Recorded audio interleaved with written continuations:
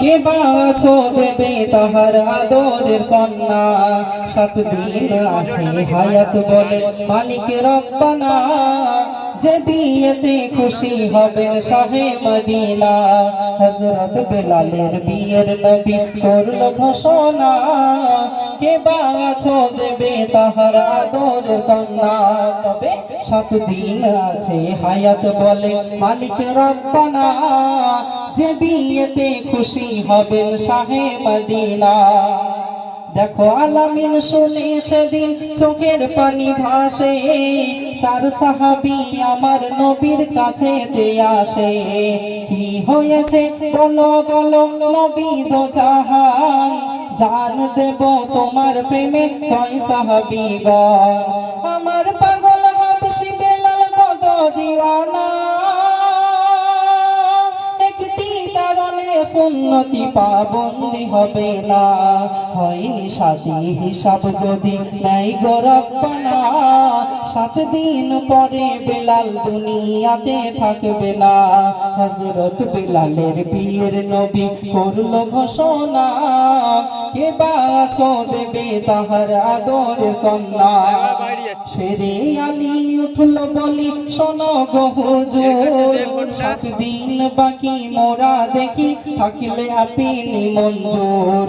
নবী রাজি তাই আজি 4 সাহাবীগণ, বেলালের বিয়ের তরে তাই করে দিল এলান। এইভাবে 3 দিন কেটে গেল দেখো না, কোনো পিতা রাজি হলো না। হযরত বেলালের বিয়ের নবী করল ঘোষণা, কে বাছো দেবে তাহার আদরের কন্যা। মদিনা ছেড়ে হযরত আলী গ্রামের দিকে যায়, পথের মাঝে এক রূপসী নারী দেখা পায়। মদিনা ছেড়ে হযরত আলী গ্রামের দিকে যায়, পথের মাঝে এক রূপসী নারী দেখা পায়। নাম তোমার কি বলো কি বা পরিচয়, রাবেয়া নামে আব্বা ডাকে পিতা কাঠুরিয়ায়। হযরত আলী তখন বলে শোনো বলি মা, তোমার আব্বাকে আমার সাথে দেখা করাও না।